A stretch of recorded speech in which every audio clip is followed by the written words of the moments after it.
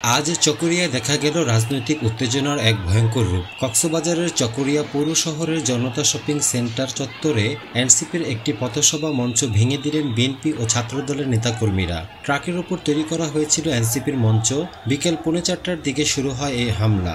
ঘটনাস্থলে সেনাবাহিনী ও পুলিশ গিয়ে পরিস্থিতি নিয়ন্ত্রণে আনে। কিন্তু কেন এমন হামলা?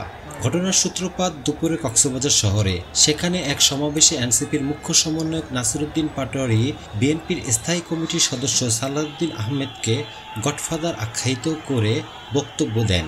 তিনি বলেন, আগে ছিল শামীম ওসমান, এখন নাকি শিলং থেকে এসেছে কক্সবাজারের নতুন গডফাদার।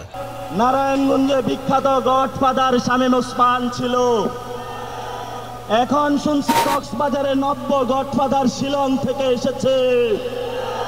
গ্যার দখল করছে, মানুষের জায়গা জমি দখল করছে, চাঁদাবাজি দখল করছে, আবার নাকি সেই সংস্কার বুঝে না। না বললাম। এই বক্তব্যেই ফেটে পড়ে বিএনপি নেতাকর্মীরা। তারা মনে করেন সালাউদ্দিন আহমেদের বিরুদ্ধে এমন মন্তব্য তাদের হৃদয়ে আঘাত করেছে।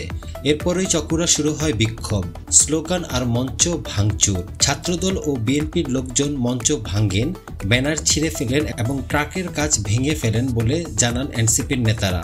চকরিয়া থানার ওসি জানান, পুলিশ ও সেনাবাহিনী সতর্ক অবস্থায় রয়েছে, তবে মঞ্চ ভাঙচুরের বিষয় এখনো নিশ্চিত নয়। এদিকে এনসিপির নেতারা জানিয়েছেন তারা এখন আতঙ্কে চকরিয়া ছাড়তে বাধ্য হয়েছেন এবং বিকেল 5টার দিকে অবস্থান নিচ্ছেন ফাঁসিয়াখালী এলাকায়। বাংলাদেশের রাজনীতিতে আবারও সহিংসতা, অস্থিরতা আর দোষারোপের পালা। প্রশ্ন রয়ে গেল, মত প্রকাশের স্বাধীনতা কি এখন আর নিরাপদ নয়? এইরকম ট্রেন্ডিং নিউজ পেতে আমাদের চ্যানেলটিকে সাবস্ক্রাইব করুন।